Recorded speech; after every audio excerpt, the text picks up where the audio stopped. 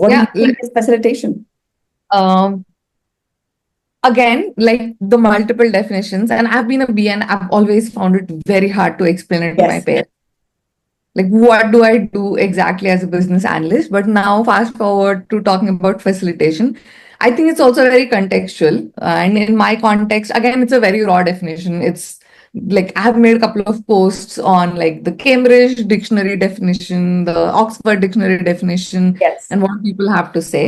But if I have to very simply define the way I look at it, it's some to make something happen. Okay. Mm. And it's to make something happen where you are not doing it, but you are enabling a group of people intentionally. You're guiding them maybe through whatever the forum, the meetings or the workshops, to either define a vision, a strategy, product inception, or it could be like even a simple meeting to reflect on things like a retrospective or a future perspective.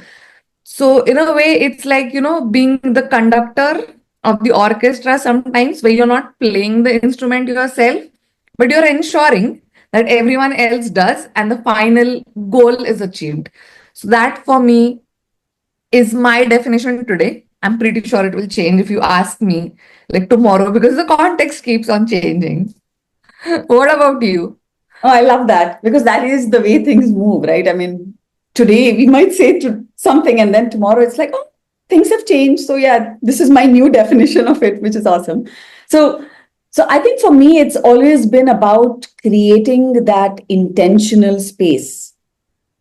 As facilitators, I think we need to create that intentional space for people. Again, we are not the doers, but we just create that space, that environment intentionally, because it has to be that way, to think, to connect, and for people to move forward with whatever they're doing, come up with some actions, get them to own up to their own insights, and even, I think, let them create their own actions, right? And get them to move their own work forward.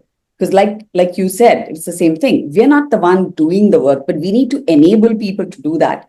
So they need that space. And I don't want to use the word safe space and everything, but I'm honestly right now, even the practitioners have we been talking about, it's just a space that we create, but that space is so important for people to open up, to throw out their insights, to have those intentional conversations. So I think at the heart of it, I think it's less about having the right answers come out there, but it's more about creating the right conditions for change to happen in that space.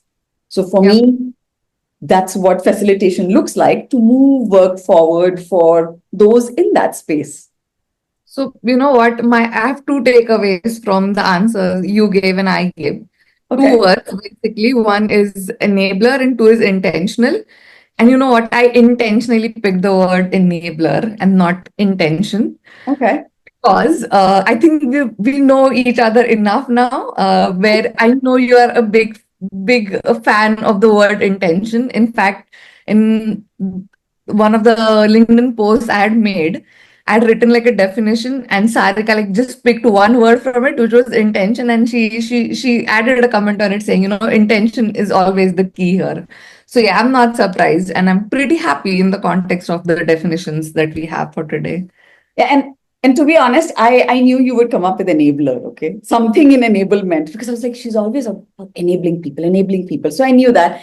And you're right, actually. For me, everything, in fact, since my yoga journey for the past so many years, I've just become literally intentional about everything. So it has become like an ingrained favorite for me. Yes.